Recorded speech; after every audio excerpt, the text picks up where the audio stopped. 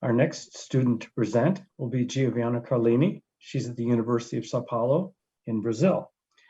She'll be speaking to us today about the chemical characterization of Echium plantagineum seed oil obtained by 3 methods of extraction. Giovanna? Okay. Welcome. My name is Giovanna. Thank you for watching this presentation. I will present the work done in the Laboratory of Functional Foods Development about the chemical characterization of Echium seed oil obtained by 3 methods of extraction. Echium plantagineum has been considered an important alternative source of omega-3 to marine oils due to the high proportion of sardonic acid. And different processes of seed oil extract can affect the chemical, physical, functional, and sensory characteristics of the oil. Therefore, the objective of this study is to determine the chemical and sensory parameters of Echium plantagineum seed oil submitted to 3 different extraction techniques: hydraulic press, continuous screw press, and solvent extraction.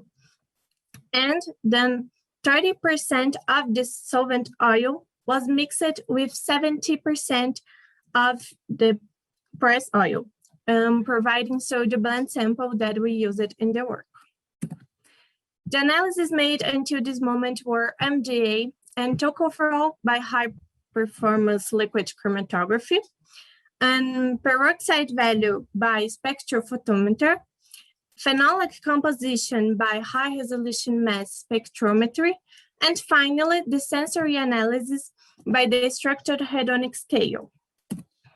Peroxide value and MDA analysis were used to evaluate the oxidative stability of the oils. The blend sample obtained high peroxide values, and even they were high, they were below the legal limit for the consumption of the crude oils. In the MDA results, the hydraulic sample had higher values than press and blend samples, and the tocopherol values were high in the press samples. And the hydraulic and the blend samples used their natural antioxidant, the tocopherol, during the oxidation process stimulated by its extraction methods. However, tocopherol was not enough to stop the oxidation process of the samples. And we can see this mainly in hydraulic sample that produced the secondary oxidation product, the MDA, then oxidized more compared to the other samples. And this was due to a long time of manual extraction, living a long period in contact with oxygen. And the press sample obtained higher levels of tocopherol, and this can be explained by the low time and temperature during the extraction process, maintaining the tocopherol and having low levels of oxidation. The sensory characteristics were similar in all the samples. However, due to the acceptability being somewhat reduced, it was pointed out that the greenish color of the oil, when compared to other oils, had a negative point in this acceptance. And as a partial conclusion, we can see that the extraction methods can influence the chemical characteristics of the oils. But these changes were not enough to modify the acceptance between them. And looking at all aspects, we can conclude that the continuous screw press can be considered the best extraction option, as it had better oxidative stability and higher levels of tocopherol compared to the other oils. And this, thank you for watching.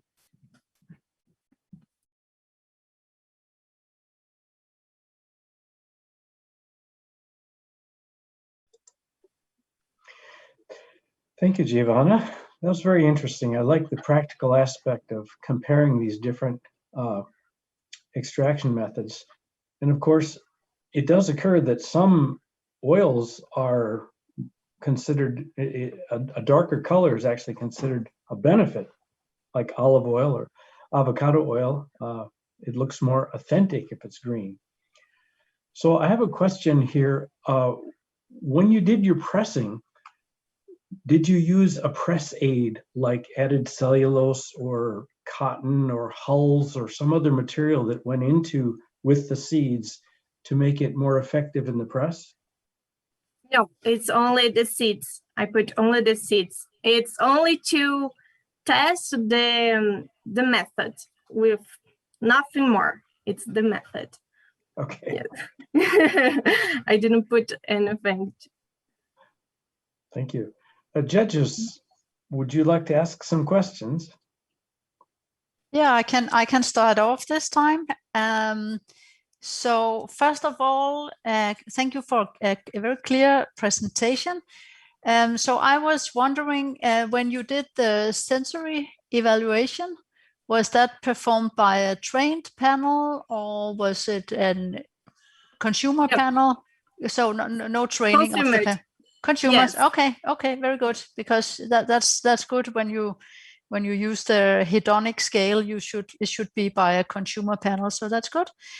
So as a second question is, you evaluated. I would say it was the oxidative status, but not really the stability of the oil, because it was just one value after you have done the extraction, as far as I understood.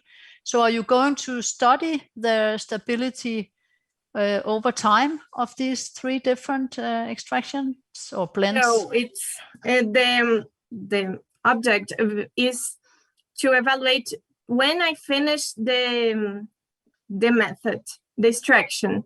And now, for now, I won't do this. But maybe in another work, yes, I want to continue. It's I have low time to finish. Okay, thank you. Yeah, one question for you, Giovanna, would be, why do you think that the peroxide value and the MDA value were conflicting for the hydraulic press? They were flipped between the two. Because the peroxide is the first product of the oxidation. And so the MDA is the second. So they changed it. It's oxidized more. So the peroxide turn on the MDA. Okay. It's because of this. Thank you. Thank you. I have one more question. So why did you compare the two pressed oil samples with the blend, not the 100% hexane extracted oil? Why did you blend it? Because the industry used the blend sample to yield the extraction of the oil. So they don't sell only the solvent oil. They sell the blend oil, because when they use the press and has some oil in the cake yet, that's not take all the oil out from the seeds. So that produce a cake that has oil, and they use the solvent extraction to take the rest of the oil, and they blend to yield this. And it's because of that they use this in the industry. Okay, makes sense. Thank you. Thank you. Thank you, Giovanna. It was very interesting talk. So we will now switch. Okay, thank you.